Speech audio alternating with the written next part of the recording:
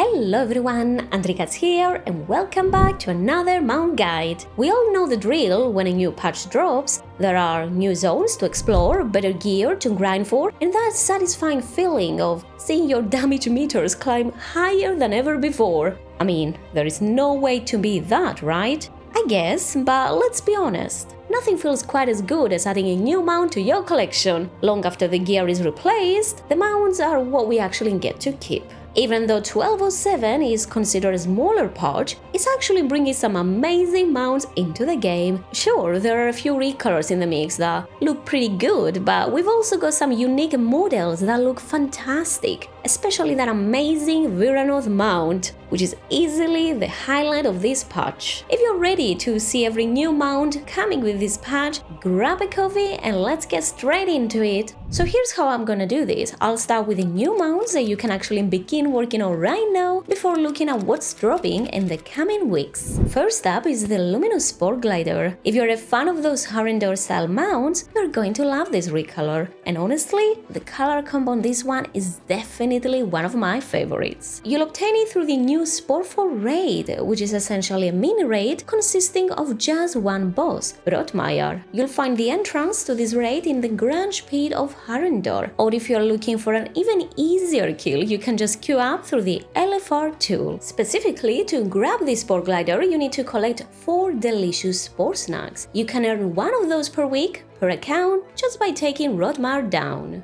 The good thing is that this can be done on any difficulty, and yeah, that includes LFR, so everyone can get their hands on it, even if you're not a raider. Now the catch is that since you only get one snack a week, it will take you a full month to combine them and get the mount. And yeah, that can be a bit of a bummer, that is time-gated, but that's how it works. Like I said, you can do this on LFR, so even if you're not actively raiding, just queue up, kill the boss and grab your item. Or you can go for the higher difficulties if you wanna get that higher and shinier gear. But the mount hunt doesn't stop at Sporeful. While we're waiting on those weekly resets, we are heading back to 2 worlds that we haven't seen since the Legion invasions. I'm talking about Val and Naigtal. These worlds have been overrun by Ethereals and Dominor, and it's up to us to kick them out, and of course, get some cool mounts while we're at it. To unlock these zones, you'll need to pick up the intro quest from Riftblade Mela. You can find her in the Void Assault area of Silvermoon. Once you have recruited your strike team, you can access the zones through portals in either Voidstorm or, very conveniently, in Silvermoon. You can enter in the normal tier, but if you are looking for a real challenge, you can venture into the Heroic Wall tier. Yup.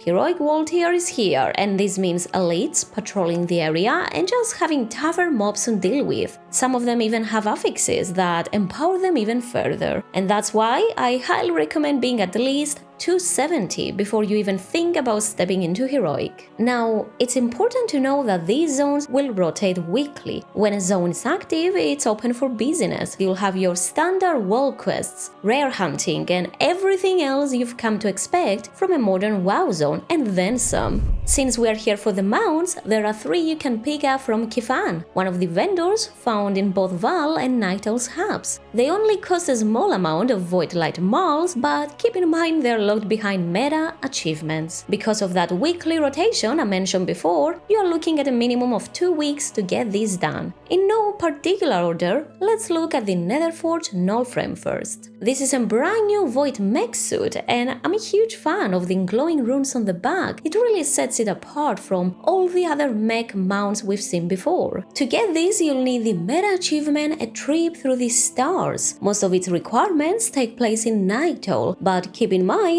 it does require completing a few tasks in Val as well. So yeah, you will have to wait at least 1 weekly reset for the other zone to show up. So first, finish the intro quest line for both zones. Leave no stone unturned. Completing all of the quests will also grant you 2 additional achievements. For the Climate Strange achievement, you need to complete bonus objectives involving dissipating storms. They show up on your map with this specific icon, but there are different types of objectives to look out for. You'll know you are in the right spot when you see a Storm debuff along with a Stacking debuff that deals sticking damage. Showdown Slugger requires you to kill 6 rares, and thankfully you don't need every rare in the zone, just 6 of them. At the time of recording, they don't seem to respawn very quickly, so keep a close eye on your map. You'll spot them as a star icon, and you'll also see a chat message from Mela shouting when one has popped. One tip I have here for you is to stay in the middle of the zone so you can reach them a bit faster. Finally, you'll need to finish 8 different wall quests in Naigtal. They refresh often, so it's not a difficult grind, but they must be unique. There is no point repeating the same ones unless you are just trying to stock up on your field accolades. And that's it. Once you have the meta achievement done, you can go to Kifan and just buy the mount for 15 Voidlight Mul. Honestly, the price is really a joke at this point. They were originally priced around 4,000 on the PTR, so I'm glad Blizzard, gave us some leniency here, and now everyone can easily afford it. Okay, moving on to the other mount, the Voidmancer Starcarver, which is basically a Void surfboard. It looks pretty incredible, nothing like its predecessors, and I do especially love that Void Orb on the back. I mean, it's the perfect match for a Shadow Priest, right? The process for this one is very similar to the last mount, but you'll be focusing on the Val version of the meta achievement. To get it done, you'll need to finish all the quests in both zones, but the rest of the requirements take place right here in Val. You're looking at taking down 6 rares, finishing 8 unique wall quests, and clearing out 5 storms through those bonus objectives. Once you've done all of that and get your meta achievement, just head back to Kifan and you can add this surfboard to your collection. And this brings us to the third mount coming from these zones, and that's the Torture Gorger. This one is definitely a tougher grind because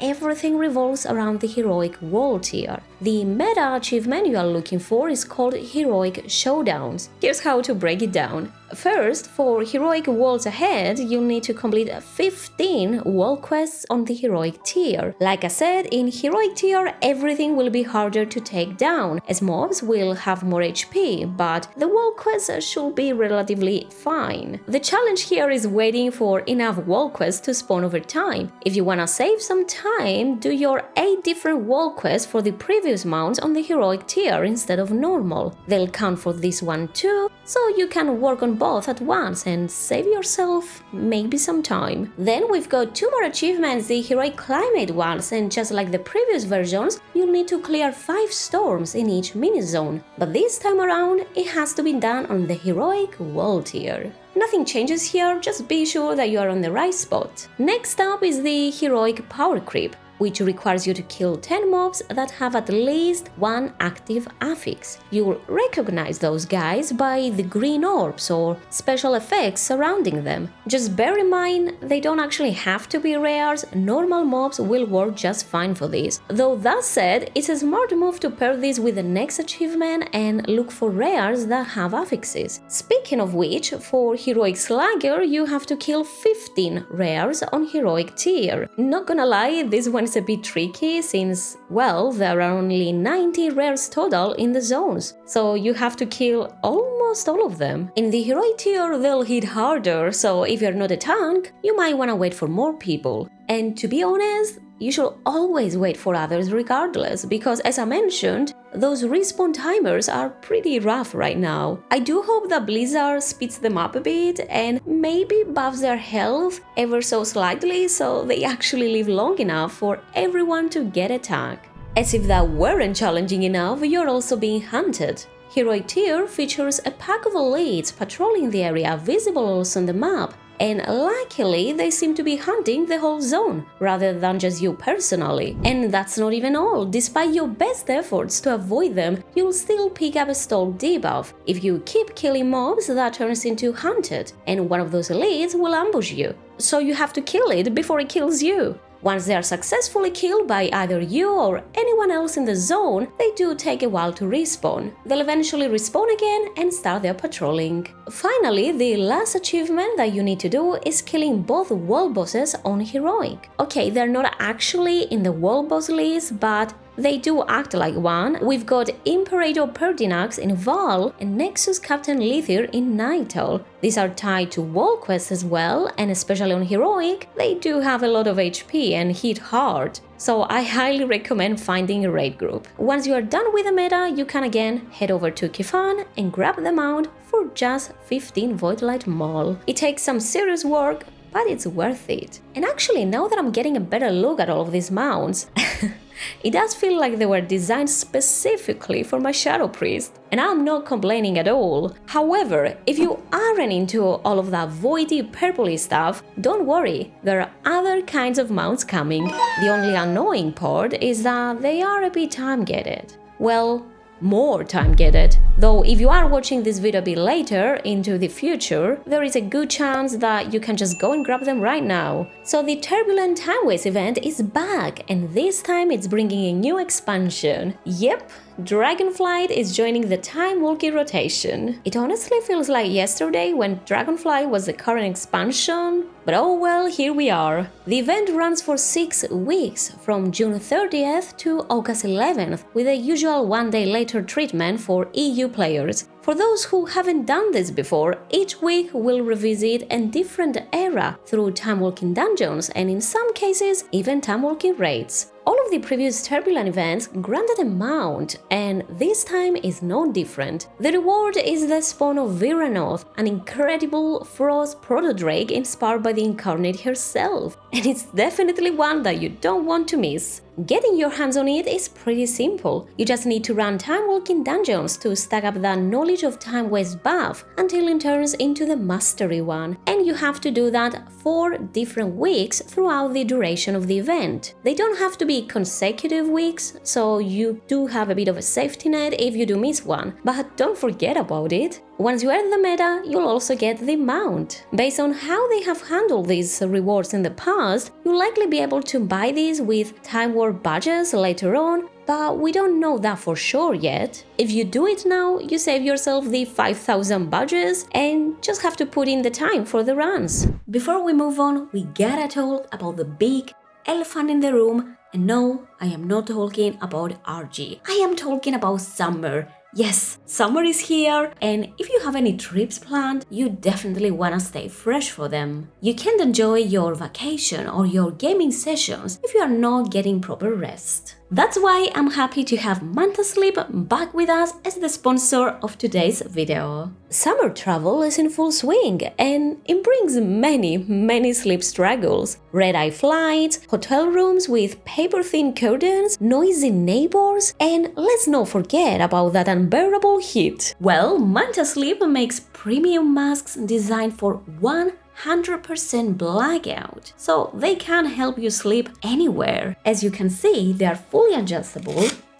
so they can fit any head shape out there. And what I really like is that they have these inner caps, so they don't press onto your eyelids, still giving you a total blackout, but without that annoying discomfort. If you want to check them out, you can follow the link in the description, and you can use my promo code AndriGas10 for 10% off. And actually, I have a bit of a surprise for you. I was sent a second mask the same as I have, and I wanted to go to one of you. All you need to do is follow the steps in the description to enter the giveaway and earn this amazing mask with built-in Bluetooth speakers. So what are you waiting for? Good luck! Again, huge thanks to Manta Sleep for sponsoring this video. Supporting them also helps support this channel and helps me keep making guides like this. Alright, back to the video. Like I said, Dragonflight is officially joining the Timewalking rotation, and it's actually going to be the bread of this Turbulent sandwich, showing up as both the first and the last week of the cycle. This also means we are getting a brand new Timewalking vendor. You can find Zaidan in Valdragon, and he's got plenty of goodies, including 2 more mounts. The first one is the Black Fur Bakar, which is a recolor of the amazing Taiwan mount, just significantly smaller. There can only be one big Bakar, and that's Taiwan. The second mount is the Liquid Hot Magma Slug. We've seen quite a few slug mounts in Dragonflight, and yeah, this is another recolor which is also pretty fine. I mean, it's a +1 to your collection. They cost 5,000 Time Warp badges each, so it's a good thing we're getting 6 weeks of Timewalking to stock up. An easy way to pile up the currencies to make sure you run at least one dungeon on your account every week to grab that quest item that gets you 500 easy badges. Okay, I think it's time to move into something more appropriate to this season, and I'm talking about the Midsummer Far Festival. The Sun Festival's Painted Rock is a brand new mount, dropping from the holiday boss this year. The event runs from June 21st to July 5th, and you'll need to queue up for a hoon in the slave pens. You can do that through the Dungeon Finder tool, or I think you can find an elder in the main capital cities, but it's just easier through the LFG. Anyway, if this follows the pattern of other holiday mounts, you likely only have a real shot at it on your first kill of the day per account. But we'll have to wait for Blizzard's official word as the event gets closer. So that covers the mounts we know exactly how to get. But what about the ones hiding in the shadows? Or rather, the game files? There is a whole other list of mounts that were just data mined in this patch, and they could show up sooner than you might think. I'm gonna drop them here so you can be ready for when they finally emerge. Coming to the trading post in hopefully the next few months, we have 2 new rockets, the Blackwater and Bilgewater Extreme Farward rockets. They're currently priced at 700 tendies each, so if you're a fan of those gadgeting goblin-esque mounts, start saving those tendies. That's not all though, green and pink recolors were also data mined, but since they don't have a price tag yet, they might be a bit further off. We're also seeing the Badlands Buzzard, a new recolor of this bird priced at 550 tendies. I know, it's yet another recolor, and honestly it's a bit on the ugly side. But hey, eventually they'll have to run out of colors to swap, right? And until then, it's still a solid +1 in your mount collection. To wrap things up, let's take a look at some mysteries, because who doesn't like a good mystery? First, we have the Amani Hex Bear. This uses the updated Amani Bear model similar to the other Zulama mounts, and it looks really cool. It even shows up in the journal, but with no real indication as to how to get it. And bear with me here for a second, I don't want to give you any unbearable theories, but if I had to pause and think about it, I'll bet this comes from the conclusion of the current patch storyline, or maybe it's being saved for 12.1. Either way, we know it's coming. A correction here, I've actually played through the 1207 campaign and the bear was nowhere to be found. However, we're getting something else from it. From completing the quest history lesson from Orewina, you can get the Dusk Grimlynx. The next campaign chapter will arrive in July 7th for NA and July 8th for EU. It is very easy to do, so just keep an eye out for when it becomes available. And speaking of what's to come, if a certain Queen Ajara or those pesky old gods decide to make a splash soon, these next 2 mounts make perfect sense. A couple of very interesting mounts were found in the files in 1205 a while back, and that's the Zothwing Darkseeker and Zothwing Deepseeker. They definitely see eye to eye to eye to, well, you know what I mean. They do resemble N'Zoth quite a lot and look like absolute monstrosities, and whether you like them or not, they look damn good. However, and here's the real kicker, it looks like this might be headed for the game store. I want to hear from you in the comments on this one. Is Blizzard trolling us by putting these unique models behind a paywall while giving us, well, quite a few recolors in game? I mean, you can use a WoW token to grab them, but does that make it okay? Let me know what you think. And that's pretty much all. Let me know which mount was your favorite and what you think of these new additions. Are they win or a total flop? As always, thank you so much for sticking around until the very end, and make sure to drop a like if you have found this video helpful. Don't forget to subscribe for more WoW coverage and hit the bell to stay up to date. If you are feeling extra generous, you can check out the other ways to support the channel in the description. But honestly, just being here until the very end and feeding the algorithm helps more than you think. So seriously, thank you. Good luck with whatever you are doing, and I'll see you all in the next one. Bye!